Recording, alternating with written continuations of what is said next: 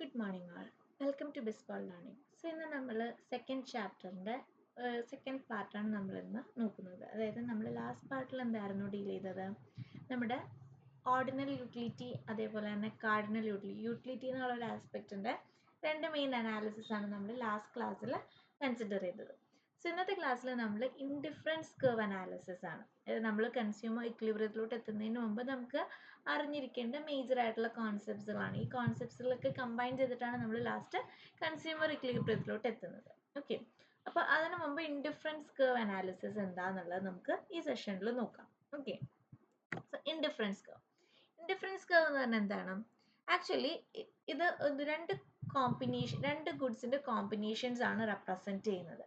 അതായത് it shows the locus points of combination of two commodities which give equal അല്ലെങ്കിൽ same level of satisfaction to the consumer. അപ്പോൾ ഈ same level of satisfaction എന്നുള്ളതാണ് ഈ ഒരു indifference കർവിൻ്റെ peculiarity എന്ന് പറയുന്നത്. ഓക്കെ, അതായത് കുറച്ചും കൂടി ഡീറ്റെയിൽഡ് ആയിട്ട് എക്സ്പ്ലെയിൻ ചെയ്യുമ്പോഴേക്കും നിങ്ങൾക്ക് കോൺസെപ്റ്റ്സ് കുറച്ചും കൂടി ക്ലിയർ ആവും. അതായത് ഇപ്പം നമുക്ക് ഒരു എക്സാമ്പിൾ നോക്കാം. അതായത് ഇവിടുത്തെ എക്സാമ്പിളിൽ നമുക്ക് എക്സ് ആക്സിസിലും മാംഗോസും വൈ ആക്സിസിലും ഓറഞ്ചസുമാണ്. ഓക്കെ, സോ നമുക്കിവിടെ ഈ ഒരു 5 കോമ്പിനേഷൻസ് ഇവിടെ ഉണ്ട്. എ ടു ഇ വരെ 5 കോമ്പിനേഷൻസ് ഉണ്ട്. Option A, combination B, combination C, combination D, combination E എന്ന് പറഞ്ഞിട്ട് 5 കോമ്പിനേഷൻസ് ആണ് ഇവിടെ റെപ്രസെൻറ്റ് ചെയ്യുന്നത്. അപ്പോൾ ഈ കോമ്പിനേഷൻ എ നോക്കുകയാണെങ്കിൽ ഇതിനകത്ത് എന്താണ് 1 unit of mango and 14 units of oranges ആണ് അല്ലേ? കോമ്പിനേഷൻ സിയിൽ 6 units of mangoes and 3 units of mangoes and 6 units of oranges ആണ് അല്ലേ? ആൻഡ് കോമ്പിനേഷൻ ഇ നോക്കുകയാണെങ്കിലോ 5 units of mango and 3 units of oranges ആണ്. ഇതിൻ്റെ പെക്യുലാരിറ്റി അല്ലെങ്കിൽ യുണീക്നെസ് എന്ന് പറഞ്ഞു കഴിഞ്ഞാൽ ഈ കോമ്പിനേഷൻ ഇ ആണെങ്കിലും കോമ്പിനേഷൻ സി ആണെങ്കിലും കോമ്പിനേഷൻ ഇ ആണെങ്കിലും കൺസ്യൂമേഴ്സിന് ഈ 3 കോമ്പിനേഷനും സെയിം ലെവൽ ഓഫ് സാറ്റിസ്ഫാക്ഷനാണ് കൊടുക്കുന്നത്, അല്ലെങ്കിൽ സെയിം ലെവൽ ഓഫ് യൂട്ടിലിറ്റി എന്ന് പറഞ്ഞാൽ എന്താണ്? One satisfying power of A commodity അല്ലേ? ഒരു കമോഡിറ്റി നമ്മൾ കൺസ്യൂം ചെയ്യുമ്പോഴേക്കും നമുക്ക് കിട്ടുന്ന സാറ്റിസ്ഫാക്ഷൻ. അപ്പോൾ കോമ്പിനേഷൻ എ എടുത്താലും സി എടുത്താലും ഇ എടുത്താലും കൺസ്യൂമേഴ്സിന് സെയിം ലെവൽ ഓഫ് സാറ്റിസ്ഫാക്ഷൻ ആണ്. അപ്പോൾ അതിനർത്ഥം എന്താണ്? എ ആണെങ്കിലും ബി ആണെങ്കിലും ഇ ആണെങ്കിലും കൺസ്യൂമേഴ്സിന് കുഴപ്പമൊന്നുമില്ല. That means consumers are indifferent. Okay, indifferent ആണ്, ഒരു പ്രിഫറൻസ് ഇല്ല. എ വേണം, എയിലാണ് കൂടുതൽ കമോഡിറ്റീസ്, അല്ലെങ്കിൽ എ കോമ്പിനേഷനാണ് ഗുഡ്, അല്ലെങ്കിൽ ഈ കോമ്പിനേഷനാണ് ഗുഡ് എന്നുള്ള ഒരു എന്താ പറയുക പ്രിഫറൻസസ് ഇല്ല. എ എടുത്താലും ഇ എടുത്താലും സെയിം സാറ്റിസ്ഫാക്ഷൻ. അതാണ് ഈ ഒരു ഇൻഡിഫറൻസ് കർവിൻ്റെ പെക്യുലാരിറ്റി. അതായത് ഇൻഡിഫറെൻ്റ് ആണ്. ദാറ്റ്സ് വൈ ഇതിനെ ഇൻഡിഫറൻസ് കർവ് എന്ന് പറയുന്നത്. ഓക്കെ, നമുക്കൊന്നും കൂടി ഡെഫിനിഷനിലോട്ട് വരാം. IC is a curve which shows locus points of combination of two commodities which give same level of utility to the consumers. അപ്പോൾ the point representing bundles which give equal level of utility can be joined to obtain an indifference curve. അപ്പോൾ ഈ equal utility കിട്ടുന്ന bundles എല്ലാം നമ്മൾ join ചെയ്തിട്ടാണ് നമുക്ക് ഈ ഒരു കോൺവെക്സ് ഷേപ്പിലെ ഇൻഡിഫറൻസ് കർവ് അറ്റൈൻ ചെയ്യുന്നത്. ഈ കോമ്പിനേഷനിലെല്ലാ കോമ്പിനേഷൻസ് എന്താണ്? ഈക്വൽ യൂട്ടിലിറ്റിയാണ് കൊടുക്കുന്നത്. അപ്പോൾ ഈക്വൽ യൂട്ടിലിറ്റി കിട്ടുന്ന ബണ്ടിൽസ് എല്ലാം കൂടി നമ്മൾ ജോയിൻ ചെയ്ത് നമ്മൾ കർവ് വരയ്ക്കുവാണ്. അപ്പോൾ ഇവിടെ 14 യൂണിറ്റ്സ് ഓഫ് ഓറഞ്ചസ് കിട്ടും. സെക്കൻഡ് ബണ്ടിൽ എന്താണ്? 9 യൂണിറ്റ്സ് ഓഫ് ഓറഞ്ചസ് കിട്ടുമെങ്കിലും ആണെങ്കിലും എന്താണ്? മാംഗോസ് നമുക്ക് 2 മാംഗോസ് കിട്ടുന്നുണ്ട്. അപ്പോൾ നമ്മൾ എന്താ പറയുക സാക്രിഫൈസ് ചെയ്യാണ്. നമുക്ക് ഒരു എക്സ്ട്രാ മാംഗോ കിട്ടാനായിട്ട് നമ്മൾ ഓറഞ്ചസിൻ്റെ നമ്പർ നമ്മൾ സാക്രിഫൈസ് ചെയ്യാണ്. അപ്പോൾ അതിനനുസരിച്ച് നമുക്ക് ഓറഞ്ചസിൻ്റെ നമ്പർ സാക്രിഫൈസ് ചെയ്യുന്നതനുസരിച്ച് നമുക്ക് മാംഗോസ് അഡീഷണൽ ആയിട്ട് കിട്ടുന്നുണ്ട്. ആൻഡ് അതിനനുസരിച്ച് നമ്മുടെ യൂട്ടിലിറ്റിയും സെയിം ആകുന്നുണ്ട്. ഓക്കെ, അപ്പോൾ ഇതാണ് ഇൻഡിഫറൻസ് കർവിൻ്റെ ഒരു പെക്യുലാരിറ്റി എന്ന് പറയുന്നത്. അപ്പോൾ all points such as E, B, C, D and E lying on indifference curve provide the consumer with same level of satisfaction. Same level of satisfaction ആണ് ഓരോ പോയിന്റ്സും ഇൻഡിഫറൻസ് കർവിലെ ഓരോ പോയിന്റ്സും പ്രൊവൈഡ് ചെയ്യുന്നത്. അതുകൊണ്ടാണ് ഇൻഡിഫറൻസ് കർവ് എന്ന് പറയുന്നത്. ഹോപ്പ് ഇറ്റ്സ് ക്ലിയർ അല്ലേ? So indifference കർവിൻ്റെ slope എന്താണെന്നുള്ളത് നമുക്ക് നോക്കാം. Okay, slope of indifference curve. Generally indifference curve എങ്ങനെയാണ് സ്ലോപ്പ് ചെയ്യുന്നത്? നമ്മൾ ഇമേജ് നോക്കുകയാണെങ്കിൽ ഇറ്റ് ഈസ് സ്ലോപ്പിംഗ് ഡൗൺവേർഡ്സ്. അതായത് ലെഫ്റ്റ് ടു റൈറ്റ് ആയിട്ട് indifference curve is sloping from left to right and it is convex to origin. നോക്കുക, ഒറിജിനിൽ നിന്ന് convex ആയിട്ടാണ് കിടക്കുന്നത്. നമ്മൾ നേരത്തെ പഠിച്ച PPF, നമ്മൾ ഫസ്റ്റ് ചാപ്റ്ററിൽ പഠിച്ച PPF അല്ലെങ്കിൽ പ്രൊഡക്ഷൻ പോസിബിലിറ്റി കർവ് എങ്ങനെയായിരുന്നു? കോൺകേവ് ടു ഒറിജിൻ ആയിരുന്നു, അതായത് ബൾജിങ് ഔട്ട്വേർഡ് ആയിരുന്നു. ഇവിടെ എന്താണ്? കോൺവെക്സ് ടു ഒറിജിൻ ആണ്. ഓക്കെ, അപ്പോൾ it is convex to origin. And the slope and shape of IC is due to diminishing marginal rate of substitution. ഈ slope and shape of IC curve, ഈ ഒരു convex ഷേപ്പും അല്ലെങ്കിൽ ഈ IC കർവിൻ്റെ സ്ലോപ്പും വരാനായിട്ടുള്ള main reason എന്ന് പറയുന്നത് diminishing marginal rate of substitution ആണ്. അപ്പോൾ സ്ലോപ്പ് ഓഫ് IC കർവ് എന്ന് എവിടെയെങ്കിലും ക്വസ്റ്റ്യൻ കണ്ടുകഴിഞ്ഞാൽ ഓർക്കുക, marginal rate of substitution MRS അല്ലെങ്കിൽ diminishing marginal rate of substitution കാരണമാണ് ഇൻഡിഫറൻസ് കർവ് സ്ലോപ്പ് ചെയ്യുന്നത്. ഓക്കെ, അപ്പോൾ ആ ഒരു same level of utilities maintain ചെയ്യാനായിട്ട് എന്താ ഇവിടെ നടക്കുന്നത്? അതായത് നമുക്കറിയാം പല കോമ്പിനേഷൻസിലും പല പല പോയിന്റ്സിലും എന്താണ് പല കോമ്പിനേഷൻസ് ആണ്, പല combinations of oranges and mangoes ആണ് ഓരോ കോമ്പിനേഷനിലും ഉള്ളത്. അപ്പോൾ പല കോമ്പിനേഷൻ ആണെങ്കിലും എന്താണ് ഇവിടെ സെയിം ലെവൽ ഓഫ് യൂട്ടിലിറ്റി ആണ്, through out the indifference curve same level of utility ആണ്. അപ്പോൾ അത് മെയിൻറ്റെയിൻ ചെയ്യണത് എങ്ങനെയാണ്? നമ്മൾ സാക്രിഫൈസ് ചെയ്തിട്ടാണ്. അതായത് consumer is sacrificing one commodity അല്ലെങ്കിൽ some units of first commodity for each additional unit of another. അതായത് നമ്മളിപ്പോൾ ഇവിടെ നോക്കുവാണെങ്കിൽ നമ്മൾ എക്സ്ട്രാ ഒരു 2 യൂണിറ്റ് കിട്ടാനായിട്ട് അല്ലെങ്കിൽ നമുക്കിവിടെ എക്സ്ട്രാ യൂണിറ്റ് കിട്ടാനായിട്ട്, എക്സ്ട്രാ മാംഗോസ് കിട്ടാനായിട്ട് നമ്മളിവിടെ ഓറഞ്ചസ് സാക്രിഫൈസ് ചെയ്യുകയാണ് അല്ലേ? ഒരു അഡീഷണൽ ആയിട്ടുള്ള യൂട്ടിലിറ്റി കിട്ടാനായിട്ട് നമ്മളിവിടെ സാക്രിഫൈസിങ് നടത്തുകയാണ്. അപ്പൊ ആ ഒരു സാക്രിഫൈസിങ് ഉള്ളത് കൊണ്ടാണ് ഇവിടെ എന്ത് same level of utility maintain ചെയ്യുന്നത്. Okay, in order to maintain same level of utility throughout the indifference curve, a consumer has to sacrifice some units of first commodity for each additional unit of another. Okay, and the rate at which one commodity is sacrificed to substituting another commodity is termed as marginal rate of substitution. നമ്മൾ substitute ചെയ്യുവാണ് അല്ലേ? നമ്മൾ മറ്റു commodity ആയിട്ട് substitute ചെയ്യുവാണ്. അതായത് extra ഒരു unit of mangoes നമ്മൾ അറ്റൈൻ ചെയ്യുമ്പോഴേക്കും we are substituting that commodity. അല്ലെങ്കിൽ നമ്മൾ ഒരു കമ്മോഡിറ്റി സാക്രിഫൈസ് ചെയ്യുമ്പോഴേക്കും, അതായത് നമ്മൾ ഓറഞ്ചസ് വേണ്ട എന്ന് പറഞ്ഞ് സാക്രിഫൈസ് ചെയ്യുമ്പോഴേക്കും നമുക്ക് ഇവിടെ അഡീഷണൽ ആയിട്ട് എന്താ കിട്ടുന്നത്? ഒരു മാംഗോയാണ് കിട്ടുന്നത്. അപ്പോൾ നമ്മൾ സബ്സ്റ്റിറ്റ്യൂട്ട് ചെയ്യണം. ഓറഞ്ച് സാക്രിഫൈസ് ചെയ്തതുകൊണ്ട് അല്ലെങ്കിൽ ഓറഞ്ച് വേണ്ട എന്ന് പറഞ്ഞിട്ട് നമ്മൾ ഓറഞ്ചിനെ സബ്സ്റ്റിറ്റ്യൂട്ട് ചെയ്തിട്ട് മാംഗോയുടെ നമ്പേഴ്സ് യൂണിറ്റ്സ് കൂട്ടുവാണ്. അപ്പോൾ അവിടെ സബ്സ്റ്റിറ്റ്യൂഷൻ ആണ് നടക്കുന്നത്. അപ്പോൾ ആ ഒരു sacrificing is substituting to marginal rate of substitution. So in IC analysis, the rate of sacrificing one commodity for each additional unit of another goes on diminishing. And this is termed as diminishing marginal rate of substitution. അതിനെയാണ് diminishing marginal rate of substitution. അതായത് rate of sacrificing കുറഞ്ഞുകൊണ്ട് വരുവാണ്. ഇപ്പോൾ നമുക്കിപ്പോൾ ടേബിളിൽ നോക്കുകയാണെങ്കിൽ അറിയാം, ആദ്യത്തെ കമ്മോഡിറ്റിന്ന് ആദ്യത്തെ കോമ്പിനേഷനിൽ നിന്ന് സെക്കൻഡ് കോമ്പിനേഷനിൽ പോകുമ്പോഴേക്കും എന്താണ് 14ൽ നിന്ന് 9 ആയിട്ടാണ് സബ്സ്റ്റിറ്റ്യൂഷൻ വന്നത്. അതായത് 40ൽ നിന്ന് 9 യൂണിറ്റ്സ് വരെ കുറഞ്ഞിട്ടാണ് നമ്മൾ എക്സ്ട്രാ ഒരു മാംഗോ അറ്റൈൻ ചെയ്തത്. ആൻഡ് തേർഡ് മാംഗോ അറ്റൈൻ ചെയ്യാനായിട്ട് നമ്മൾ അത്രയും സബ്സ്റ്റിറ്റ്യൂഷൻ നടത്തിയോ? ഇല്ല.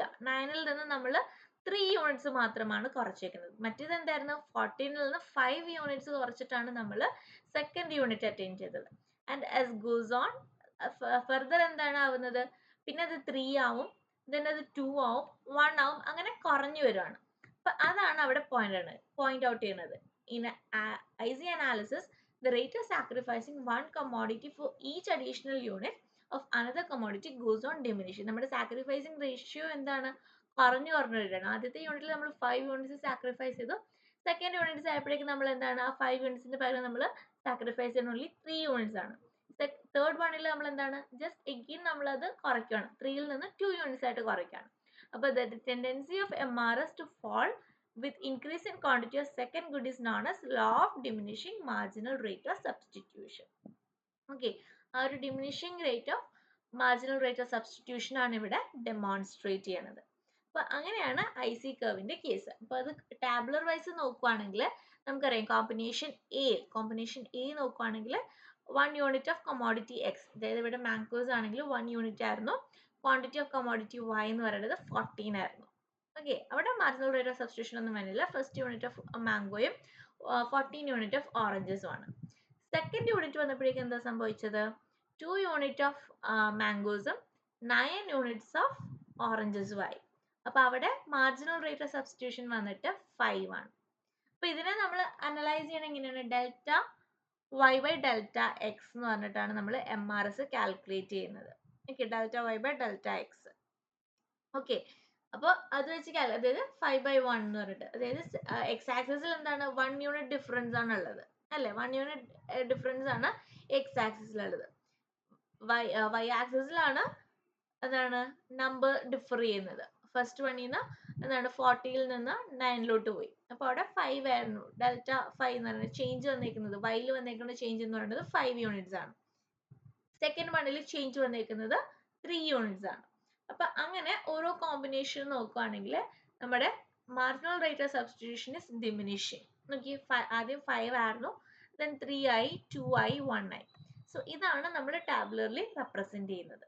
Okay, now indifference curve of perfect substitute goods. നമുക്കറിയാം ഗുഡ്സിന്റെ കേസിൽ പറയുകയാണെങ്കിൽ പെർഫെക്റ്റ് സബ്സ്റ്റിറ്റ്യൂട്ട് ഗുഡ്സ് എന്ന് പറഞ്ഞിട്ടുണ്ട്. അതായത് പെർഫെക്റ്റ്ലി സബ്സ്റ്റിറ്റ്യൂട്ട് ആയിട്ടുള്ള ഗുഡ്സ്. അപ്പോൾ പെർഫെക്റ്റ്ലി സബ്സ്റ്റിറ്റ്യൂട്ട് ആയിട്ടുള്ള ഗുഡ്സിനകത്ത് എന്താണ്? സ്ട്രെയിറ്റ് ലൈൻ ആണ് വരുന്നത്. നോർമലി ഐസി കർവ് എങ്ങനെയാണ്? കോൺവെക്സ് ടു ഒറിജിൻ ആണ്. But in case of perfect substitute goods ആകുമ്പോഴേക്കും IC curve will be straight line sloping from left to right. അപ്പോൾ പെർഫെക്റ്റ് സബ്സ്റ്റിറ്റ്യൂട്ട് ആയതുകൊണ്ട് തന്നെ MRS എന്തായിരിക്കും? റിമെയിൻസ് ദ സെയിം, ചേഞ്ച് ഉണ്ടാവില്ല. വൈയിൽ എത്രത്തോളം change ചെയ്യുന്നുണ്ടോ അതേ തോതിൽ തന്നെ എക്സ് ആക്സിസിലും ചേഞ്ച് ചെയ്യുന്നുണ്ട്. സോ ഡെൽറ്റ എക്സും ഡെൽറ്റ വൈയും സെയിം ആയിരിക്കും. ഡെൽറ്റ എക്സും ഡെൽറ്റ വൈയും സെയിം ആണെങ്കിൽ എന്താണ്? MRS is equal to എന്താണ്? Delta Y by delta X ആണ്. സോ രണ്ട് സെയിം ആണെങ്കിൽ നമുക്ക് ഡിവൈഡ് ചെയ്യുമ്പോഴേക്കും 1 തന്നെയായിരിക്കും ആൻസർ കിട്ടുന്നത്. So throughout the indifference curve നമുക്ക് 1 ആയിരിക്കും, അല്ലെങ്കിൽ സെയിം ആയിട്ടായിരിക്കും കിട്ടുന്നത്. ഓക്കെ, അപ്പോൾ അവിടെ എന്താണ്? സ്ട്രെയിറ്റ് ലൈൻ ആയിരിക്കും sloping from left to right. അത് പെർഫെക്റ്റ് സബ്സ്റ്റിറ്റ്യൂട്ടിന്റെ കേസിലാണ്. Normally IC curve convex to origin ആയിരിക്കും. ഓക്കെ, നൗ ഇൻഡിഫറൻസ് മാപ്പ് എന്ന് പറയുന്നത്. ഇൻഡിഫറൻസ് മാപ്പ് എന്ന് പറഞ്ഞു കഴിഞ്ഞാൽ a collection of indifferent curve is known as indifference map. അതായത് നമ്മൾ യൂഷ്വലി ഇവിടെ നമ്മൾ നേരത്തെ സ്ലൈഡിൽ എന്തായിരുന്നു? ഒരു ഇൻഡിഫറൻസ് കർവ് മാത്രമായിരുന്നു അല്ലേ? ഒരു ഇൻഡിഫറൻസ് കർവ് മാത്രമേ ഇവിടെ ഉള്ളൂ. മാപ്പ് എന്ന് പറയുമ്പോഴേക്കും IC1, IC2, IC3, IC4 അങ്ങനെ പറഞ്ഞ് ഒരു കളക്ഷൻ ഓഫ് ഇൻഡിഫറൻസ് കർവ്സ് ഉണ്ടാവും. ഒരു ഇൻഡിഫറൻസ് കർവിന് പകരമായിട്ട് 3 or 4, more than 1, more than 2 അല്ലെങ്കിൽ more than 3 ആയിട്ടുള്ള ഒരു കളക്ഷൻ ഓഫ് ഇൻഡിഫറൻറ്റ് കർവ്സിനെ കമ്പൈൻ ചെയ്തിട്ടാണ് ഇൻഡിഫറൻസ് മാപ്പ് എന്ന് പറയുന്നത്. Okay, now features അല്ലെങ്കിൽ properties of indifference curve. Indifference curve നമ്മൾ കാണുന്ന മെയിൻ ആയിട്ടുള്ള പ്രോപ്പർട്ടീസ് എന്ന് പറയുന്നത് മെയിൻ ആയിട്ട് 4 പ്രോപ്പർട്ടീസ് ആണ് ഉള്ളത്. അതിൽ ഫസ്റ്റ് പ്രോപ്പർട്ടി എന്ന് പറയുന്നത് as you all know it is sloping downward from left to right. But an indifference curve slopes from left to right, which means that in order to have more of good one, consumer has to forgo some of good two. അതായത് നമ്മൾ നേരത്തെ പറഞ്ഞ sacrifice. നമുക്ക് കൂടുതലായിട്ട് good 2 വേണമെങ്കിൽ, more of good 1 വേണമെങ്കിൽ we have to sacrifice good 2.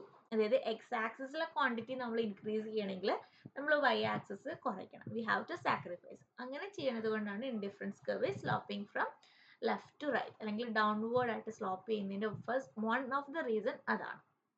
Then second point എന്ന് പറയുന്നത് higher indifference give higher level of satisfaction. Okay, നമ്മൾ നേരത്തെ ഐ സി മാപ്പിൽ പറഞ്ഞു, അതായത് എന്താണ്? കളക്ഷൻ ഓഫ് ICs അല്ലെങ്കിൽ കളക്ഷൻ ഓഫ് ഇൻഡിഫറൻസ് ആണ് ഇൻഡിഫറൻസ് മാപ്പ് എന്ന് പറയുന്നത്. ആൻഡ് ഇൻഡിഫറൻസ് കർവിൽ ഇപ്പോൾ IC1 നോക്കുകയാണെങ്കിൽ IC1ൽ ഏത് പോയിന്റ് എടുത്താലും എന്താണ്? സെയിം ലെവൽ ഓഫ് സാറ്റിസ്ഫാക്ഷൻ ആണ്. ബട്ട് IC2 എടുത്താലോ സാറ്റിസ്ഫാക്ഷൻ ലെവൽ മാറും, ഡിഫറെന്റ് IC ആണ്, അതായത് ഹയർ IC ആണ്. അപ്പോൾ ഹയർ IC ആണെങ്കിൽ ഒബ്വിയസ്ലി അത് ഹയർ ലെവൽ ഓഫ് സാറ്റിസ്ഫാക്ഷൻ ആയിരിക്കും. IC3 ആണെങ്കിലോ IC2-നേക്കാളും കുറച്ചുകൂടി ഹയർ ലെവൽ ഓഫ് സാറ്റിസ്ഫാക്ഷൻ ആയിരിക്കും IC3 തരുന്നത്. IC4 ആണെങ്കിൽ it also give higher satisfaction than IC3, IC2 and IC1. അപ്പോൾ ഹയർ ലെവൽ ഓഫ് IC അല്ലെങ്കിൽ higher indifference give higher greater level of utility അല്ലെങ്കിൽ greater level of satisfaction. As long as marginal utility of commodity is positive, an individual will always prefer more of that commodity. Marginal utility positive ആകുന്നത് വരെ നമ്മളിപ്പോൾ utility graph വരച്ചപ്പോഴേക്കും നമ്മൾ first സെഷനിൽ യൂട്ടിലിറ്റിയുടെ tableau form വരച്ചപ്പോഴേക്കും നമ്മൾ പറഞ്ഞില്ലേ marginal utility positive ആയിരിക്കും. അതായത് 0 ആവുന്നത് വരെയും എന്താണ്? ടോട്ടൽ യൂട്ടിലിറ്റി ഇൻക്രീസിങ് ആയിരിക്കും. ആഫ്റ്റർ ദാറ്റ് പോയിന്റ് ആണ് മാർജിനൽ യൂട്ടിലിറ്റി നെഗറ്റീവ് ആകുന്നത്. But as long as marginal utility positive ആകുന്നത് വരെ individual എന്ത് ചെയ്യും, individual will prefer more of that commodity. As more of the commodity will increase the level of satisfaction. So higher indifference curve gives higher അല്ലെങ്കിൽ greater level of utility and vice versa. ഇപ്പോൾ അതിന്റെ opposite ആയിട്ടും വരാം. Lower indifference curve ആണെങ്കിൽ lower satisfaction ആയിരിക്കും കൊടുക്കുന്നത്. Okay, അപ്പൊ അതാണ് higher indifference curve is higher അല്ലെങ്കിൽ ഗ്രേറ്റർ ലെവൽ ഓഫ് യൂട്ടിലിറ്റി എന്ന് പറയുന്നത്. ആൻഡ് തേർഡ് പ്രോപ്പർട്ടി എന്ന് പറയുന്നത് നമ്മളിവിടെ ഗ്രാഫിക്കലി പറയുന്നുണ്ട് higher utility. Then third property എന്ന് പറയുന്നത് two indifference curve never intersect each other. അതായത് നമ്മൾ രണ്ട് ഇൻഡിഫറൻസ് കർവ് എടുക്കുവാണെങ്കിൽ ആ ഇൻഡിഫറൻസ് കർവ് നമ്മളിപ്പോൾ മാപ്പിൽ തന്നെ നോക്കുവാണെങ്കിൽ നമ്മൾ എന്താണ് ഹയർ ആൻഡ് ഹയർ ആയിട്ടാണ് വരയ്ക്കുന്നത്. അതൊരിക്കലും ഇന്റർസെക്ട് ചെയ്യത്തില്ല അല്ലെങ്കിൽ കോൺഫ്ലിക്റ്റ് ചെയ്യത്തില്ല. ഇന്റർസെക്ട് ഇൻ ദ സെൻസ് ഈ ഒരു പോയിന്റിൽ, അതായത് ഇവിടെ എന്താണ് ഇന്റർസെക്ഷനാണ് സംഭവിക്കുന്നത്. അപ്പൊ ഇതേപോലെ ഒരു ഇന്റർസെക്ഷൻ ഇൻഡിഫറൻസ് കർവിൽ നടക്കത്തില്ല. അതായത് two indifference curve intersecting each other will lead to conflicting results. അതായത് നമ്മളിപ്പോൾ ഓൾറെഡി പറഞ്ഞു IC1 വിൽ ഗീവ് ഒരു സർട്ടൺ ലെവൽ ഓഫ് സാറ്റിസ്ഫാക്ഷൻ തരുന്നുണ്ട്. IC2 എന്ന് പറയുന്നത് വേറെ അതിനേക്കാൾ കുറച്ചും കൂടി ഹയർ ലെവൽ ഓഫ് സാറ്റിസ്ഫാക്ഷൻ ആണ് IC2 തരുന്നത്. ഓക്കെ, അപ്പോൾ IC1ഉം IC2 കൂടി ഇന്റർസെക്ട് ചെയ്ത് എന്ത് പറ്റും, ഏത് IC കർവ് ആണ് കൂടുതൽ സാറ്റിസ്ഫാക്ഷൻ തരുന്നത് എന്നുള്ളത് നമുക്ക് കണ്ടുപിടിക്കാൻ ബുദ്ധിമുട്ടായിരിക്കും. അപ്പൊ അതുകൊണ്ട് തന്നെ എന്താണ് ഇവിടെ പറയുന്നതാണ്, IC കർവ് ഒരിക്കലും ഇന്റർസെക്ട് ചെയ്യത്തില്ല. അല്ലെങ്കിൽ അത് ഇന്റർസെക്ട് ചെയ്യുവാണെങ്കിൽ എന്ത് വാട്ട് വിൽ ഹാപ്പൻ, അത് കോൺഫ്ലിക്റ്റിംഗ് റിസൾട്ട് ആയിരിക്കും തരുന്നത്. അപ്പൊ നെക്സ്റ്റ് ഫോളോയിങ് ഡയഗ്രാമിൽ നോക്കിയേ, the point E and B lie on the same indifference curve. അതായത് പോയിന്റ് എ അല്ലെങ്കിൽ ഇവിടെ പോയിന്റ് മാർക്ക് ചെയ്യാനായിട്ട് വിട്ടുപോയായിരുന്നു. അതായത് ഇപ്പൊ IC കർവില് ഒരു പോയിന്റ് ഉണ്ട്. ഇപ്പൊ IC1 പോയിന്റ് നോക്കാം, IC2 പോയിന്റും നോക്കണമെങ്കിൽ ഇപ്പൊ as point A and B lies on the same A and B lies on the same indifference curve IC1. IC1 തന്നെ രണ്ട് പോയിന്റ്സ് മാർക്ക് ചെയ്യാം. IC1 തന്നെ രണ്ട് പോയിന്റ്സ് മാർക്ക് ചെയ്യുവാണെങ്കിൽ ഇപ്പൊ ഇവിടെ ഒരു പോയിന്റ് മാർക്ക് ചെയ്തു, അതേപോലെ തന്നെ ഇവിടെയും ഒരു പോയിന്റ് മാർക്ക് ചെയ്യുവാണെങ്കിൽ വാട്ട് ഹാപ്പൻസ്, ഇത് IC1ഉം ആവാം IC2ഉം ആവാം.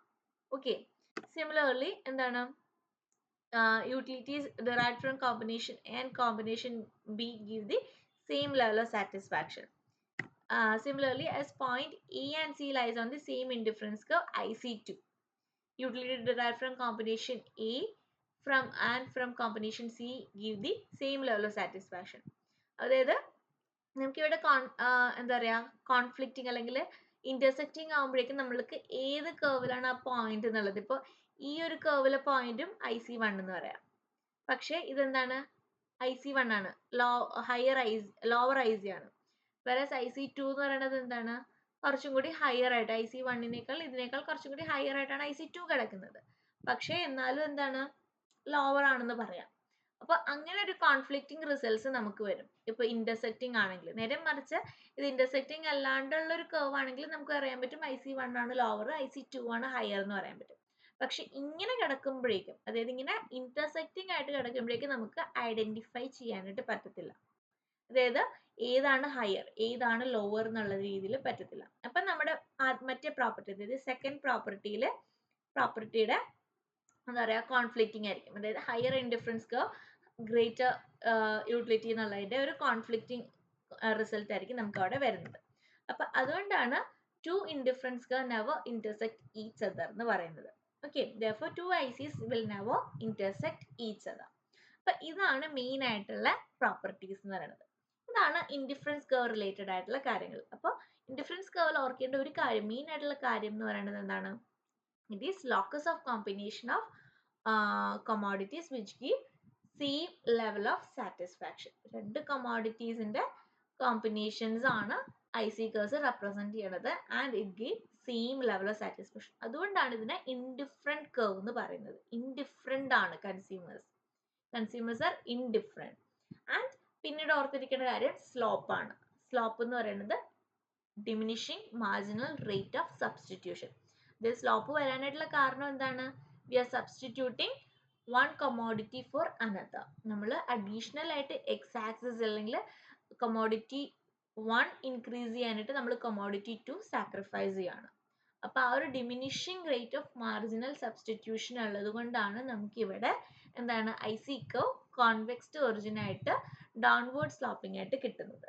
ഓക്കെ, അപ്പൊ അത് ആണ് slope of I C curve, diminishing marginal rate of substitution. ഇത് രണ്ടും ഇമ്പോർട്ടൻ്റ് ആണ്. പലപ്പോഴും ആയിട്ട് അല്ലെങ്കിൽ നിങ്ങൾ ഫർദർ ഇനി എക്കണോമിക്സ് പഠിക്കുമ്പോഴും എപ്പോഴും വരുന്ന ഒരു കോൺസെപ്റ്റ് ആണിത്. സ്ലോപ്പ് ഓഫ് ഇൻഡിഫറൻസ് കർവ് എന്ന് പറയുന്നത്. Slope of indifference curve is diminishing marginal rate of substitution. Then പിന്നെ ഇമ്പോർട്ടൻ്റ് ആയിട്ടുള്ളത് ഇതിന്റെ പ്രോപ്പർട്ടീസ് ആണ്. 3 മെയിൻ പ്രോപ്പർട്ടീസ് ആണ്. Higher indifference curve give higher satisfaction. And indifference curve എങ്ങനെയാണ്? ഡൗൺവേർഡ് സ്ലോപ്പിംഗ് ആണ്. From left to right downward sloping ആണ്. And two indifference curve will never intersect each other. Okay, ഇതാണ് main ആയിട്ടുള്ള 3 properties regarding indifference curve. ഇത്രയുമാണ് indifference curve relate ചെയ്തിട്ടുള്ളത്. ഇത് most important ആയിട്ടുള്ളൊരു content ആണ് indifference curve analysis. So next ക്ലാസ്സിൽ നമുക്ക് ഡീറ്റെയിൽഡ് ആയിട്ട് ഇത് റിലേറ്റ് ചെയ്തിട്ടുള്ള കാര്യങ്ങൾ, ബിക്കോസ് ഈ ഇൻഡിഫറൻസ് കർവ് വെച്ചിട്ടാണ് ഇൻഡിഫറൻസ് കർവും പിന്നെ ഇനി നമ്മൾ ബഡ്ജറ്റ് ലൈനൊക്കെയാണ് പറയുന്നത്. നെക്സ്റ്റ് ക്ലാസ്സിൽ നമുക്ക് കൺസ്യൂമർ എക്വിലിബ്രിയത്തിലോട്ട് പോവാം. അതായത് ഇനി നെക്സ്റ്റ് ബഡ്ജറ്റ് ലൈൻ എന്താണെന്നും ബഡ്ജറ്റ് റിലേറ്റഡ് ആയിട്ടുള്ള ബഡ്ജറ്റ് കൺസ്ട്രെയിൻ എന്താണെന്നൊക്കെ ഉള്ളത് നിങ്ങൾ പഠിക്കും. ആൻഡ് ഈ ബഡ്ജറ്റ് ലൈനും ഇൻഡിഫറൻസ് കർവും കൂടി കമ്പൈൻ ചെയ്തിട്ടാണ് നമുക്ക് ഒരു കൺസ്യൂമർ ഇക്വിലിബ്രിയം എന്നുള്ളൊരു പോയിന്റിലോട്ട് നമ്മൾ എത്തുന്നത്. കൺസ്യൂമർ ഇക്വിലിബ്രിയം എന്ന് പറഞ്ഞാൽ കൺസ്യൂമേഴ്സിന്റെ സാറ്റിസ്ഫാക്ഷൻ അറ്റ്മോസ്റ്റ് എത്തുന്ന ഒരു point. Consumer satisfaction. Economic agents എന്ന് പറഞ്ഞാൽ രണ്ടാൾക്കാരാണ്, കൺസ്യൂമേഴ്സ് ആൻഡ് പ്രൊഡ്യൂസേഴ്സ്. ആൻഡ് ഇവിടെ കൺസ്യൂമേഴ്സ് റിലേറ്റഡ് ആയിട്ടുള്ള കൺസ്യൂമേഴ്സിന്റെ മെയിൻ മോട്ടീവ് എന്താണ്? സാറ്റിസ്ഫാക്ഷൻ ആണ് അല്ലെ. അപ്പൊ ആ കൺസ്യൂമർ സാറ്റിസ്ഫാക്ഷൻ എത്തുന്ന ആ ഒരു പോയിന്റിലോട്ടാണ് നമ്മൾ എത്തിച്ചേരാൻ പോകുന്നത്. സോ ഐ ഹോപ്പ് ഈ ക്ലാസ് ക്ലിയർ ആണെന്നുള്ളത്. So thank you.